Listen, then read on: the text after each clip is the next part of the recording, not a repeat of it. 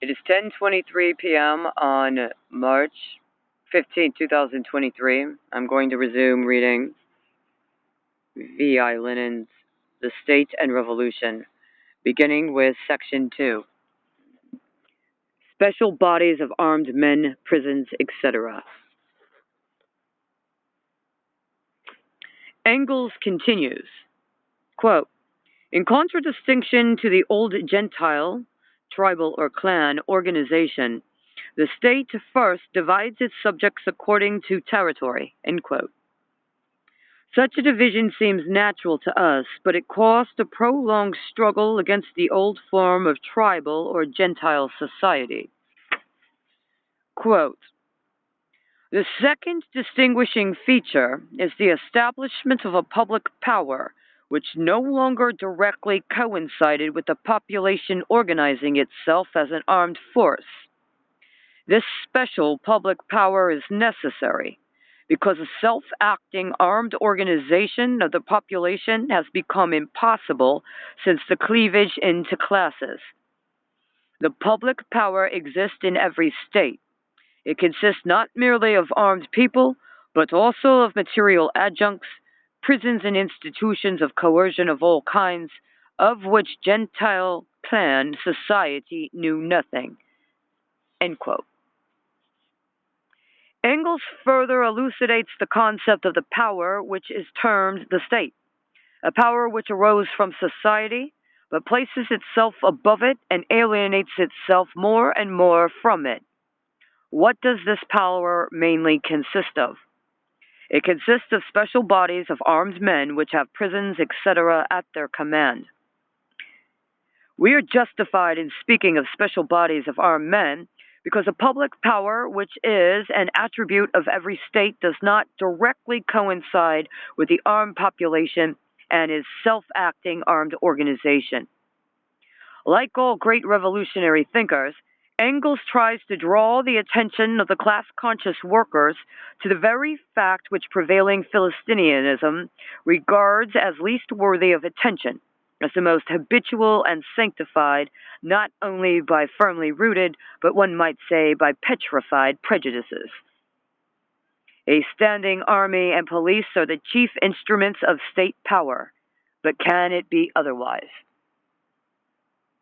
From the viewpoint of the vast majority of Europeans of the end of the 19th century, whom Engels was addressing, and who had not lived through or closely observed the single great revolution, it could not be otherwise. They completely failed to understand what a self-acting armed organization of the population was. To the question whence arose the need for special bodies of armed men, placed above society and alienating themselves from it, police and standing army, the West European and Russian Philistines are inclined to answer with a few phrases borrowed from Spencer or Mikhailovsky, by referring to the growing complexity of social life, the differentiation of functions, and so forth.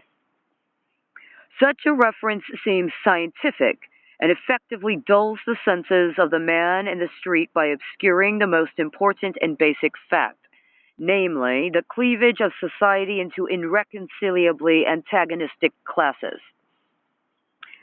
Were it not for this cleavage, the self-acting armed organization of the population would differ from the primitive organization of a stick-wielding herd of monkeys, or of primitive man, or of men united in clans, by its complexity, its high technique, and so forth. But such an organization would still be possible. It is impossible because civilized society is split into antagonistic and, moreover, irreconcilably antagonistic classes, the self-acting arming of which would lead to an armed struggle between them. A state arises, a special power is created, special bodies of armed men in every revolution, by destroying the state apparatus, clearly demonstrates to us how the ruling class strives to restore the special bodies of armed men which serve it, and how the oppressed class strives to create a new organization of this kind, capable of serving not the exploiters, but the exploited. In the above argument, Engels raises theoretically the very same question which every great revolution raises before us in practice, palpably, and, what is more, on a scale of mass action, namely, the question of the relation between special bodies of armed men and the self-acting armed organization of the population. We shall see how this question is concretely illustrated by the experience of the European and Russian revolutions. But let us return to Engels's exposition. He points out that sometimes, for example, in certain parts of North America, this public power is weak. He has in mind a rare exception in capitalistic society, and those parts of North America in its pre-imperialist days where the free colonists predominated. But that, generally speaking, it grows stronger.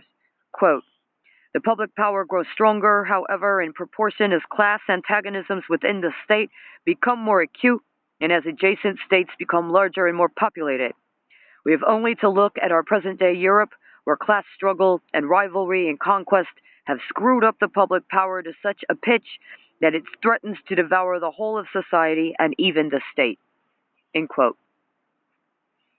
This was written not later than the beginning of the 90s of the last century. Engels's last preface being dated June 16, 1891. The turn towards imperialism, meaning the complete domination of the trust, meaning the omnipotence of the big banks, meaning a grand-scale colonial policy, and so forth, was only just beginning in France and was even weaker in North America and in Germany.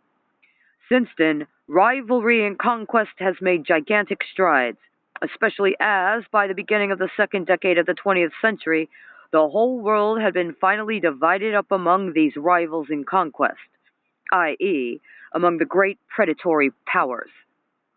Since then, military and naval armaments have grown to monstrous proportions, and the predatory war 1914-17 for the domination of the world by England or Germany, for the division of the spoils, has brought the devouring of all the forces of society by the rapacious state powers to the verge of complete catastrophe. As early as 1891, Engels was able to point to rivalry and conquest as one of the most important distinguishing features of the foreign policy of the great powers. But in 1914-17, when this rivalry, many times intensified, has given rise to an imperialist war, the social chauvinist scoundrels cover up the defense of the predatory interests of their own bourgeoisie with phrases about defense of the fatherland, defense of the republic and the revolution, etc. End of section 2.